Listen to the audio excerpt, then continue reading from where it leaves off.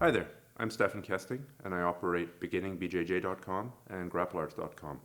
Before we get started today, I just have to thank 4 people, my martial arts instructors and the people who've had the biggest influence on my grappling as well. There would be Professor Marcus Suarez, Coach Eric Paulson, Sifu Philip Jelena, and Guru Dan Inosanto. I also want to thank my friend Don Whitefield from West Coast BJJ for coming out and giving us a hand today.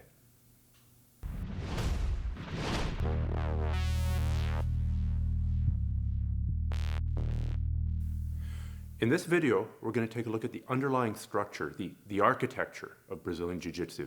We're going to take a look at the big picture and figure out where things like guard passes, guard sweeps, pin escapes, even arm locks, leg locks, and chokes fit in. Once you have the big picture, it's a lot easier to remember the specific techniques that you've learned in class, and it's also easier to figure out what new techniques you need to learn in order to round out your game. Just to show you a little bit about Brazilian Jiu-Jitsu, let's talk about something else. Let's talk about boxing. In boxing, basically, you have one stance. I mean, you're here. You can argue that southpaw would be a variation. Close in, you'd be here. But basically, it's a variation of this.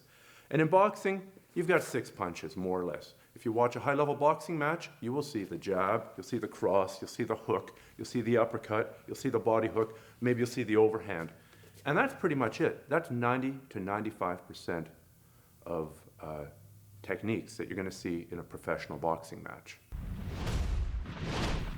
When you start Brazilian Jiu-Jitsu, on the other hand, you quickly realize that there's a lot more than just one stance, and there's a lot more than just 5 or 6 attacks. And the right attack to use, the right technique to use, changes as you go from one position to another. Also consider this. In boxing, say I'm ambidextrous, and I can fight left side forward, right side forward. If I want to change stances, there, I just step forwards or backwards. In Jiu-Jitsu, say I'm trapped in your guard, and you've got your guard closed, and I want to get to be mounted on you, that's a lot of difficult and technical steps I need to follow to move from one position to the other. So moving from position to position is much more of a battle than it is in boxing. There's an upside to all this complexity, though, and this is what a lot of people don't realize.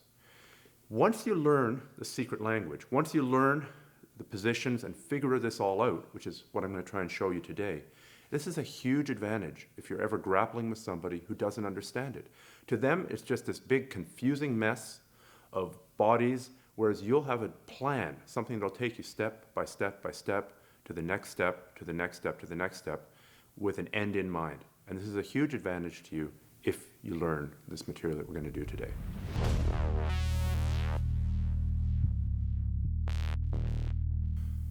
So let's start talking about how to solve this complexity. Different people slice the pie up different ways. I like to divide Brazilian Jiu-Jitsu into 6 major positions.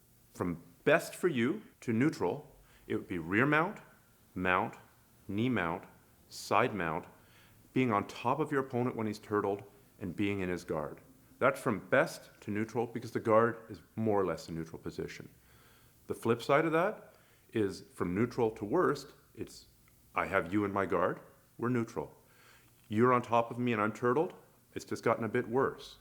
You have me pinned in side mount, worse yet, knee mount, a full mount, and rear mount. Now I'm really in trouble. So that's the hierarchy of positions from best to neutral and from neutral to worst.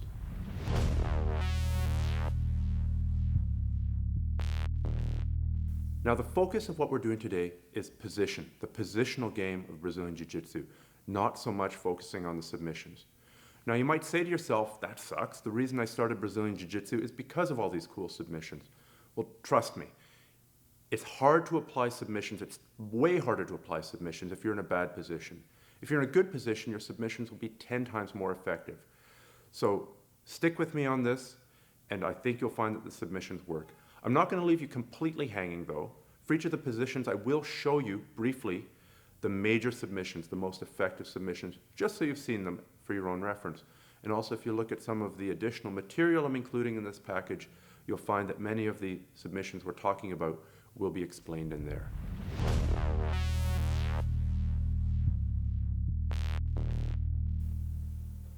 So as an example of how these 6 positions might fit together, and it's only an example. We'll start here. Let's say I find myself in Don's guard. Let's say I begin passing his guard here, and he rolls out to turtle. And I spin, and I'm controlling him here. We fight, and I end up rolling him to side mount. From here, I can do many things. What I might do, it's a good option, is pop up to knee mount, and from here, come into mount. He rolls, or I make him roll, and we stabilize rear mount, and we end up here, or face down. Now, not every flow is going to look like that. You might skip a step. You might go directly from mount back to side mount, and from side mount directly to rear mount. It's impossible to say exactly what you're going to do, but this sort of shows you the overall goal. And also, at any point there, I can submit him. He might also be able to submit me. So those are the things that can change. I just wanted to give you an overall picture. What we're going to do now is we're going to look at each of the 6 positions in more detail.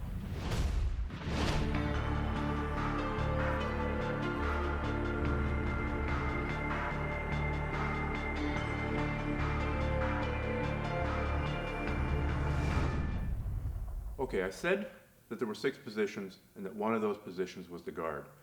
I found it useful to divide the guard into 3 categories, or 3 variations: close guard, open guard, and half guard.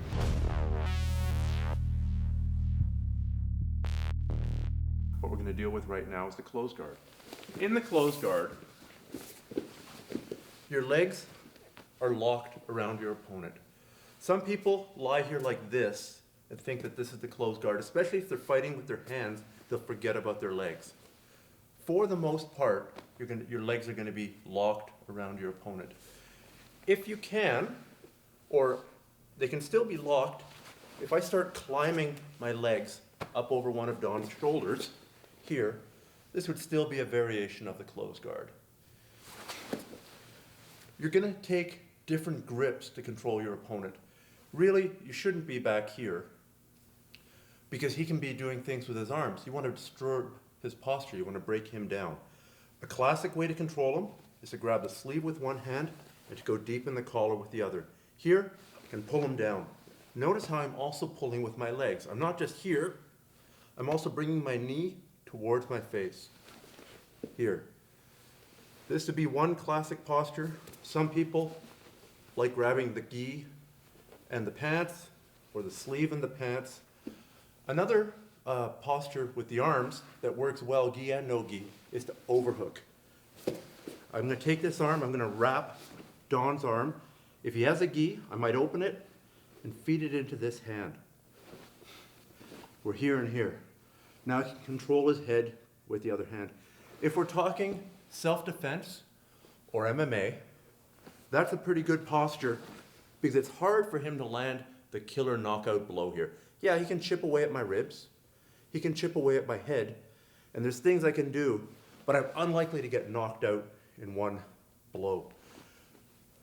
Instead of the overhook, you can also do the underhook, coming under the arm, controlling the head, and here. Yes, he can still harass you. I said it's a neutral position. It's not a dominant position. So that's how you can use your legs to control him in the close guard. That's how you can use your arms to control him in the close guard. Something else I should talk about is what your hips are doing. Most of the time,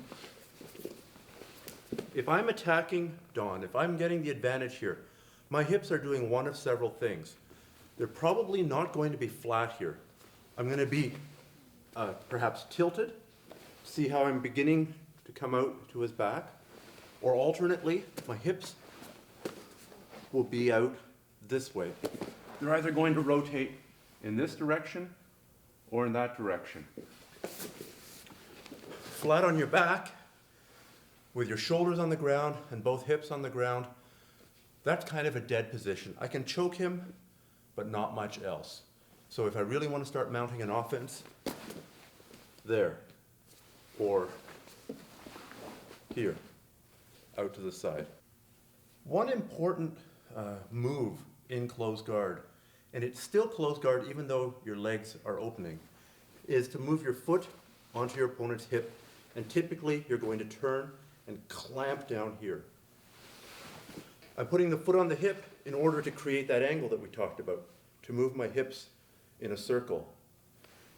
And I don't just want them to stand up, so I'm going to do this to stay closed. Yes, technically my ankles aren't crossed, but that movement of foot on the hip and turning 90 degrees is such an important part of almost every closed guard attack that I thought we'd include it today in this part.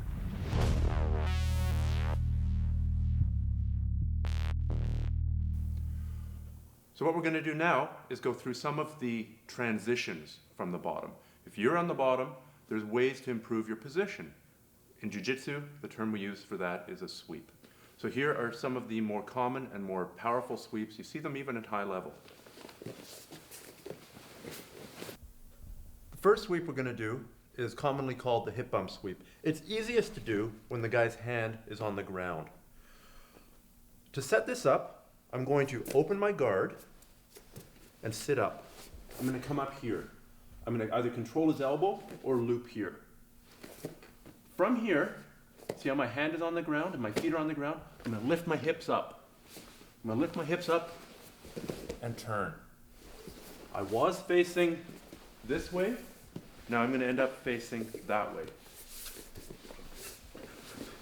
This is a great sweep to do when you're pulling the guy down and he's pushing on the ground and trying to sit up. He's coming up, up, up. I follow him. I wrap the elbow, I lift up, and I turn. Common mistakes are trying to do this on the elbow and also coming here and just trying to turn here. You have to lift. Once you lift, it should feel weightless. It should feel effortless. So the next sweep we're going to do is the scissor sweep. There's different ways to do this sweep, but here's what we're doing today. Start with the sleeve and collar grip, foot on the ground, move my hips away. That creates room to put this foot on the hip here. I'm going to put my other foot on the hip and put the knee in the middle and push and pull. This knee is kind of irritating to him. Here I can stretch him out with my feet and pull in with my hands. At some point I open my leg and I'm going to chop in here and come up to the top. From a slightly different angle, we're here and here. Put that foot on the ground to move my hips away. Foot on the hip, knee in the middle, push and pull. Push and pull, and then scissor my legs. The next sweep is either the pendulum sweep, or some people call it the flower sweep. Close guard. I need to control one sleeve. I need to control this so he can't post out.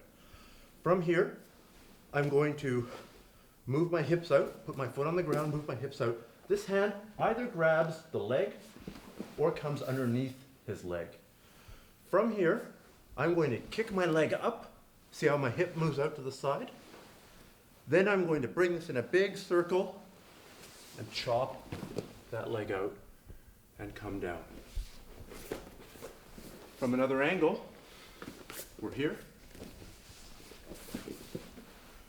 Control this arm so that he can't post. Move my hips out a bit. This hand either grabs the cuff of his pants or comes underneath his leg. From here I do a big kick. And I'm going to chop down while lifting his leg here. Coming to mount.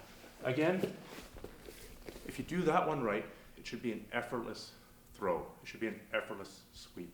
The guy should just go right over. It's a bit complicated to learn, but it's a powerful one.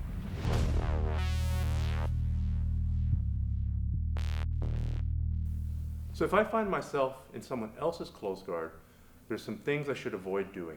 Generally speaking, I shouldn't put my hand on the floor. This opens this arm up to all kinds of attacks and sweeps and all kinds of nastiness.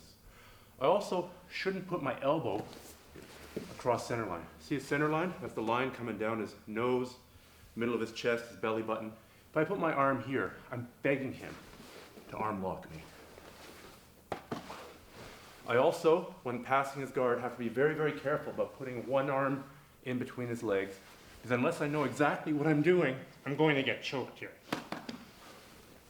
So those are some ways not to put your arms. My body, I want that to be fairly upright. I want to be having my chin level. I don't want to be here like this, because that makes it easy for him to pull me down and collapse him. So now where can you grip? It depends. There's many different variations of posture. One good basic way is to do a double bicep control here. This works gi and no gi. If you're dealing in a gi world, you can open this up and jam his lapels in here. Now my hands are kind of on the floor, but it's difficult for him to move and attack them. The other classic posture is to take both lapels together and control his chest here. Take my other hand and put it on his hip, pin his hip to the floor. This makes it difficult for him to move his hip, which we talked about as being an essential part of his attacks. And this also stops him from sitting up on me. So this would be classic posture.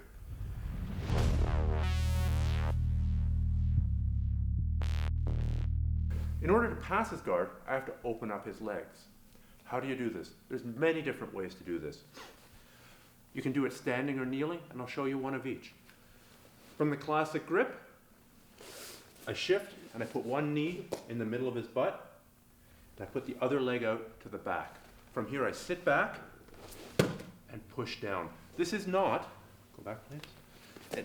Some people do it as a pressure point attack with the elbow. That's not really it. I'm putting my forearm on his leg and I'm sliding his leg down my own. It's more of a leverage thing because some people have really good pain tolerance. Another classic way to open his leg is to open up his gi or do a double bicep control. Stand up, put one knee in the middle, and then sit down. If he still keeps his legs closed, close your legs, and then arch back here. This is a very strong motion. Now I've opened his legs. So now his legs are open. You do need to open his legs before you can pass his guard. How do you pass? There's endless ways to pass his guard. A couple good ways to start are the knee slides. We're here. Let's say I'm in this posture. I pop my knee up, so now it's tough for him to armbar me. Even if I put my arm here, my knee and my shin are blocking him from lifting his hips. Even if I put my arm inside, it's tough for him to triangle me because of that knee. So from here, I'm going to drive my knee to the floor this way. My knee is on his left side.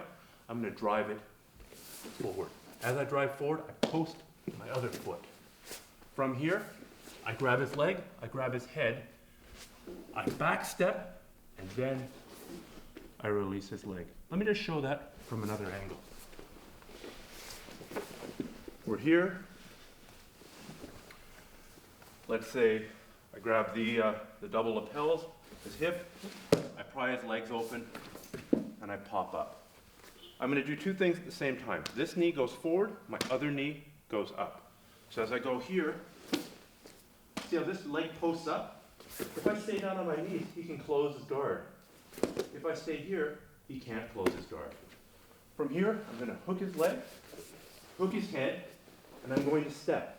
This instep controls his leg until the very last instant when I go here. The technique that goes together very well with that one, maybe before you get this done, is the cross knee slide. We've ended up here. Instead of my knee going this way, it's going to go that way. This feels a bit awkward at first, but it works really well. The big thing for me is I have to come under his arm here. I come underneath his arm and I drive my shin and knee sideways. It's not uncommon for him at this point to catch my leg with his leg. See how he's tangling up this leg? Not a problem. I stay here, I take my foot, and I kick it free. Now, I stabilize the position. From another angle, we're here. I popped my shin up. That shin is stopping him from closing his guard again. I fish for the underhook underneath his arm here. Now, I cross slide my knee, and I work my way out he captures my foot, that's okay. I keep my weight on him. I use my foot to free my leg. You can open the guard standing or kneeling, and you can pass the guard standing or kneeling. So let's say I'm pinning his biceps. I stand up, drop my knee down. Same position as before.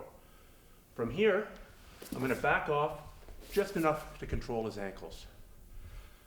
Now, I'm going to fake one way, I'm going to fake this way, and I'm going to throw his legs the other way. Fake, fake.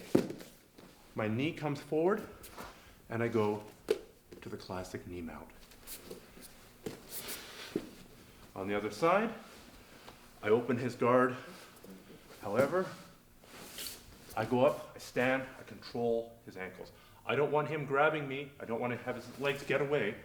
I'm going to fake the legs in the direction I want to go, and I'm going to chuck them the other way, step, step. Very quick, very effective guard pass.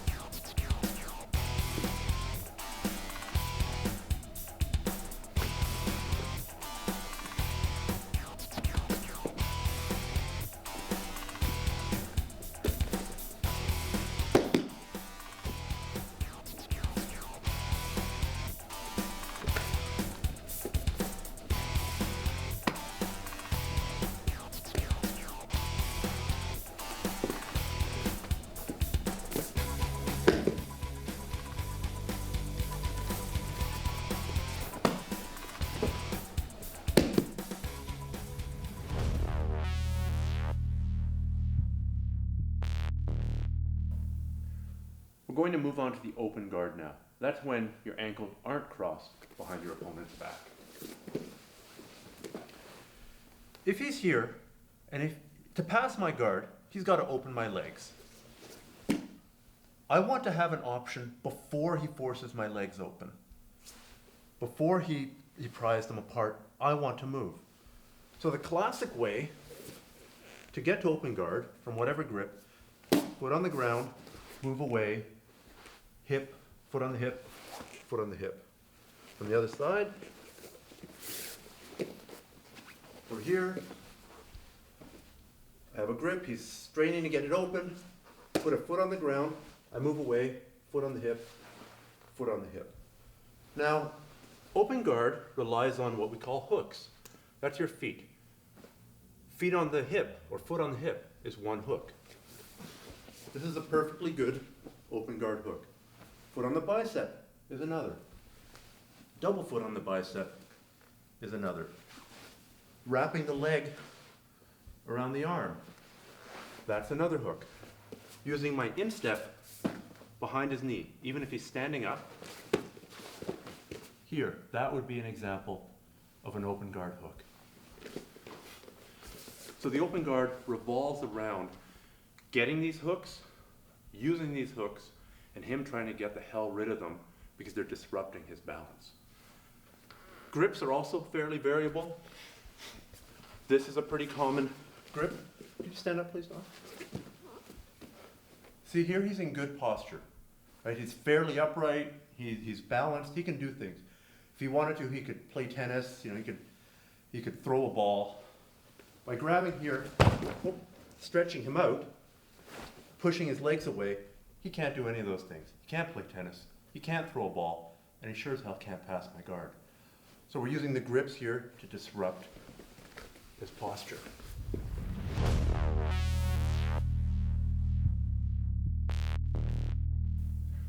Now we're going to talk about transitions from the bottom, otherwise known as sweeps. Most of these I'm going to show against a standing opponent. The open guard works against standing opponents and kneeling opponents, but the reason I'm showing mostly standing is because, generally speaking, when you have your closed guard and your opponent stands up, you should probably open your legs. So then you need some options. You don't want to panic just because he's stood up and now you don't have any options. Here are some options. So we're here, I'm going to start, for the sake of argument, in closed guard. He's going to stand up. I'm going to open my legs and put my feet on his hips. From here, it depends on how his weight is. If you draw a plumb line down from Don's head, it's right around my belt. So his weight is back this way. If he drives in, see how his head is getting closer to being over my head? At this point, I drop my hips to the floor and I lift him up. Do you see how his feet are off the ground? Come back here. So we're here. He drives in, he comes in, he's pressuring me. I drop my hips to the ground and I lift him up. At this point, I'm going to make him do a forward somersault. He's going to tuck his head. I'm going to put my head to the side and we're going to roll the top. My feet are clamped on his hips like a monkey climbing a tree. So I'm going to come with him. We're here. He's pressuring in on me. He's coming in. Here, lift, backwards somersault. The next one, so I'm here, but now he isn't coming this way, right? His weight is more back. I'm going to release my hands, grab his ankles. From here, I can push him with my feet and pull with his ankles. Stand up and cover his body. It's a very simple sweep. There's lots of variations of this one.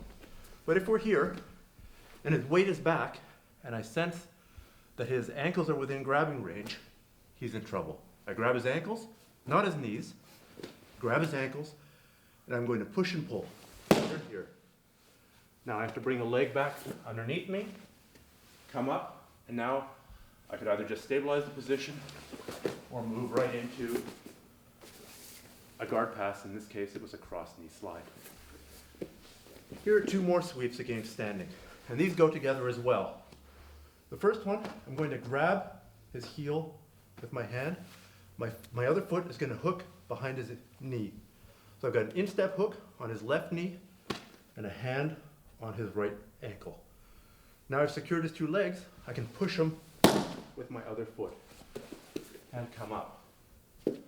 From the other angle, we're here. I grab his ankle, I hook behind his knee, my other foot is in his hip, push and pull. He goes over, I come up. The next one is a tomahawk sweep. Just as before, I'm going to grab his ankle. But now instead of my right foot being on his hip, could you lift your hand away, please? It's going to be my left foot on his hip. My other leg goes between his legs and sickles back like this. And I come up and I can either stabilize the position or begin passing his guard. He comes over here. He's standing, grab his heel. So my right hand is grabbing his heel, my left foot is on his hip. My right foot goes through his legs, and I'm going to sickle and kick. Let go of my leg, a little bit like a side kick with this leg, and a strange kind of hook kick here. Stand up again, please. There. That looks like a strange sweep, but it's maybe the most powerful of the 4 sweeps I've shown you so far. I want to give you a couple more examples of transitions from the bottom. I'm going to show you one of my personal favorite sweeps, and it's a very, very powerful sweep. One that you would do mostly on a kneeling opponent. Don, kneel here, please. I'm going to take my arm and secure the underhook. I am sitting in a butterfly guard. That means my insteps are on the inside of his legs. We're here. Come underneath here, hold him tight. Control just above the elbow. From here, I'm going to throw my head sideways, and I'm going to lift with this leg, and then secure a variation of side mount. So showing that from this angle, come over here please, Don. I'm going to get the underhook here. I'm going to throw myself sideways and lift. Kick out here and come into side mount. The final thing I'm going to show isn't really a sweep, but it's an important thing to know. Come here, please. Anytime I'm in open guard and he's not controlling my legs, I have the option to kick him away slightly come up on my hand, and stand up. It's important not to get locked into this idea that I'm on the ground, I need to stay on the ground. Maybe my goal is to run the hell away. If he's got a bunch of friends coming, I need ways to get out of there. I don't need ways to get into a great position and start working for a cross choke armbar combo. I need to run. So we're here. Let's say he stands up. And let's say I've switched to open guard. So long as he's not controlling my legs, I can push him away, stand up, and then hightail it out of there.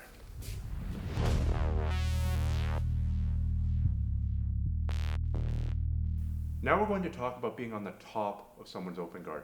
It's a really diverse position, but I'm going to try and give you some general pointers that you should keep in mind when you're in this position. If Don has me in his open guard, I should really not end up in the position that I tried to put him in. Pull me forward, break my posture. This is not a good posture. You have to ask yourself, could I move?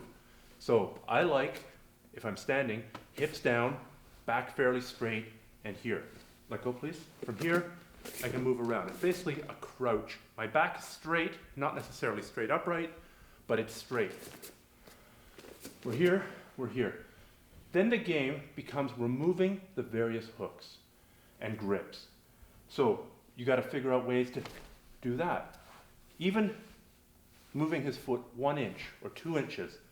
He was winning here, now I'm winning. Put foot on my bicep, please. He's got me hung out like a scarecrow. If I come down and I use my knee to knock that off, now I've removed that hook, I've just gained a slight advantage. If I'm here and he grabs my heel, grab my heel please. If I kick it forward and loop it out, now I'm doing all right.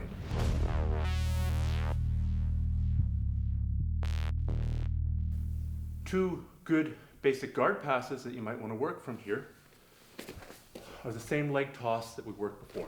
I come here, I control the legs. If I want to pass to my left, I first put the legs into my way. Here, here, here, here. Other side, here, here, here, here. Another option that I like isn't really a guard pass per se, but you are moving up the hierarchy of positions. I'm going to control his feet. I'm going to switch my grips from here to here. And I'm going to drive forward, putting his knees beside his head. Most guys, almost everybody, will roll out, at which point I take my knee, drop it behind his elbow, and secure the position. It's better to be on top of someone in turtle than it is to be in their guard. That's what I've done. One more time. We're here. We're fighting, we're fighting, we're fighting. I drive forward. Here, here. The only thing when you're doing that one is, come here please, Don. If you're going with somebody new or somebody who's not flexible, maybe be very gentle and very kind when you do this. If I drive him straight back and he doesn't put his head to the side and I pile driver my weight onto him, he can really hurt his neck. So I'm going with somebody new, I'm going to go here and I'm going to guide them over to one side, just to show them which way to roll. Your partner will thank you. Instead of taking him out and then not having a training partner, you'll have somebody to train with.